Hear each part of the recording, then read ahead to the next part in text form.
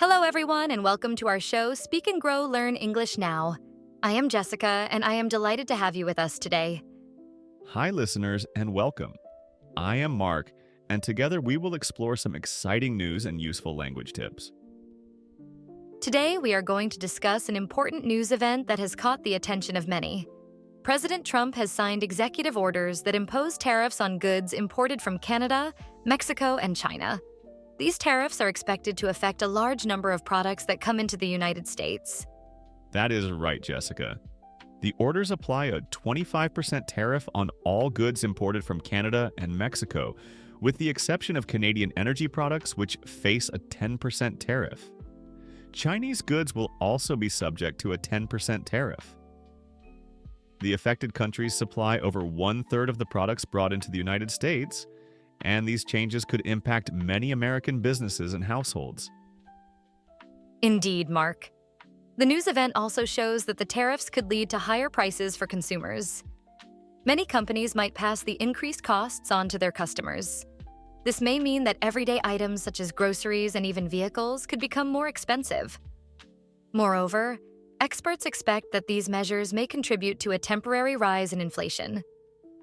It is a clear example of how trade policies can have an immediate impact on the economy.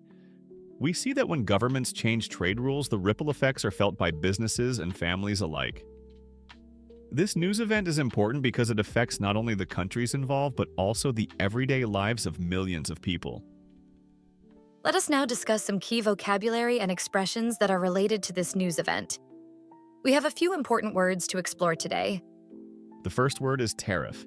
A tariff is a tax imposed on imported goods. For example, if a company imports electronics from China, the tariff may increase the cost of those products. Another example is that tariffs can make foreign products more expensive than local ones. The second word is import. To import means to bring goods into a country from abroad. For instance, the United States imports many products from Canada and Mexico. When goods are imported, they may be subject to tariffs that affect their price. Next, we have inflation. Inflation is the general increase in prices over time. When inflation happens, the value of money decreases. For example, if inflation rises, you might notice that the price of your daily coffee is higher than it was last year. Another key expression is retaliation. Retaliation means taking action in response to a negative action. In this context, if the United States imposes tariffs, the affected countries may respond by imposing their own tariffs on American products. This back and forth can lead to a trade war. Finally, we have negotiate. To negotiate means to discuss something in order to reach an agreement. For instance, companies might try to negotiate with their foreign suppliers to share or reduce the cost increases brought on by the tariffs. Now that we have explored these words and expressions, let us see how they can be used in everyday conversation. For example, you could say, "The new tariff has increased the cost of imported goods." You might also say, "Due to inflation, my grocery bills have risen this month." And in a conversation, you could ask, "Do you think we will see any negotiation between the governments soon?" These are just a few examples of how to use these terms in context. Moving on to our grammar explanation. Today we will focus on the use of conditional sentences in discussing future possibilities. Conditional sentences help us talk about what might happen if a certain action occurs. In the news event we are discussing, you might hear sentences like, "If the tariffs are implemented, prices will rise." This is a first conditional sentence which is used when we believe that something is very likely to happen in the future. The structure of this sentence is simple. We use the word if, followed by the present tense, and then we use will, followed by the base form of the verb. Let us look at a correct example. If the tariffs remain in place, consumers will face higher costs. Notice that we use the present tense in the if clause and will in the main clause. This structure makes it clear that there is a cause and effect. Now, here is an example of incorrect usage. If the tariffs remained in place, consumers will face higher costs. The error here is mixing the past tense with will in the result clause. When talking about likely future events, we must maintain consistency by using the present tense after if and will in the result clause.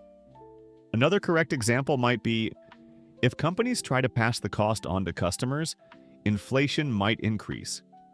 And an incorrect version would be, if companies tried to pass the cost on to customers, inflation might increase. This second example is more appropriate for a hypothetical situation in the past, not for a likely future event. Conditional sentences are very useful when we want to express cause and effect. They help clarify what might happen as a result of a particular action or event. Remember to keep the tenses consistent depending on the likelihood and timing of the event. Now let us have a conversation about how these vocabulary words and grammar rules are useful in everyday life. Jessica, have you ever experienced a situation where you had to negotiate because of increased costs? Yes, Mark, I have. I once had to negotiate with the supplier for my small business when the cost of raw materials went up unexpectedly. I explained that if we could not reach a fair agreement, we would have to look for other suppliers. This experience taught me the importance of negotiation and understanding conditional statements to make clear plans for the future. That is a great example, Jessica. I have noticed that even in daily conversations when we discuss possible future events, we tend to use conditional sentences. For instance, I often say, if the weather stays clear, we will have a picnic. Using this structure makes our intentions clear and helps us plan better. The discussion about tariffs has given us a chance to explore language that is both relevant and practical. We have looked at how to use vocabulary in context and even reviewed an important grammar point. I hope our listeners now feel more confident in discussing similar topics. Before we finish today's episode, let us do a brief recap. We discussed the news event involving tariffs imposed on goods imported from Canada, Mexico, and China. We talked about how these tariffs might lead to higher prices for consumers and potentially cause a rise in inflation. In addition, we explored key vocabulary words such as tariff, import, inflation, retaliation, and negotiate. We provided clear definitions and examples to show how these words can be used in everyday conversation. Mark also explained the use of conditional sentences in discussing future events and shared examples of both correct and incorrect usage. We would like to thank you for listening to today's episode of Speak and Grow Learn English Now. We encourage you to practice using these vocabulary words and grammar structures in your own conversations. And if you enjoyed our discussion, be sure to subscribe to our channel for more episodes filled with news updates, language tips, and engaging conversations. Your support means a lot to us and helps us continue to bring you quality content. Take care and stay curious. Goodbye, and thank you for listening.